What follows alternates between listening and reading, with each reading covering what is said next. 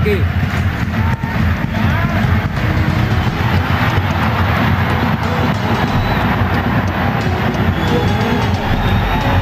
Và các cầu thủ Iran đã quá mải mê vào việc phản ứng với các trọng tài. Đánh đầu đã có bàn thắng mở tỷ số dành cho đội tuyển Nhật Bản và người sau đó có tới 5 cầu thủ của đội tuyển Iran lao vào tranh cãi và cuối cùng thì mất tập trung và Yosako đã có một đội rất thuận lợi. Bàn thua đầu tiên của đội tuyển Iran ở giải đấu năm nay.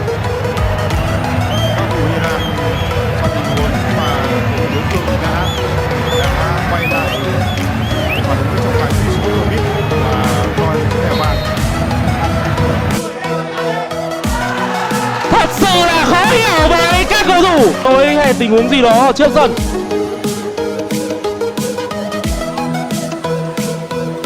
Và các trọng tài có lẽ đang cần có những sự hội ý để quyết định lại tình huống vừa rồi.